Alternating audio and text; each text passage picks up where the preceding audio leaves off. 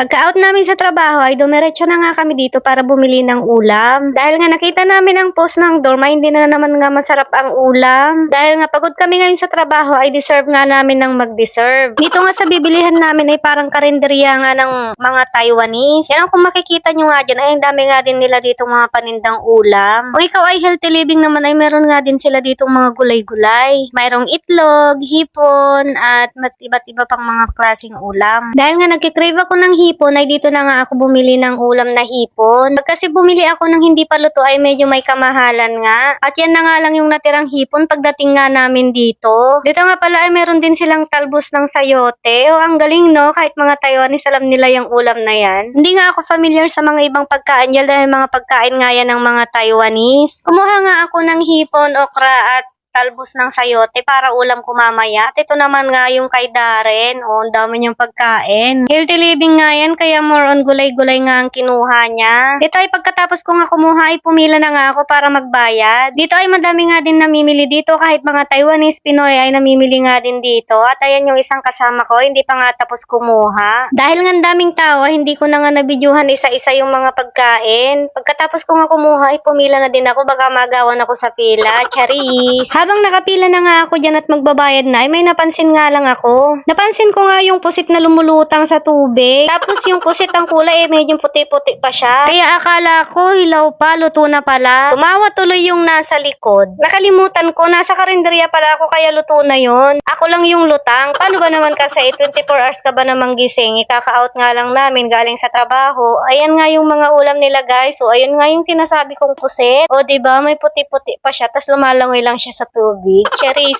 ano yun lumalangoy? Isda lang ang peg. Ang binayaran ko nga lang dun sa kinuha ko ay 50 NT lang. O diba, ang mura, may hipon ka na, may gulay pa. Kapag bumili ako ng hilaw na hipon, magkano din yun? 100 plus, wala pang sahog. O diba, asin mo pa, gas mo pa. Binilang pa niya isa-isa yung shape, kung ilang piraso, bago niya sabihin kung magkano nga yung babayaran ko. Pag bumili ka nga dito, ay may pasawsawan na nga din siyang kasama. Toyo with sili na may mga sibuyas.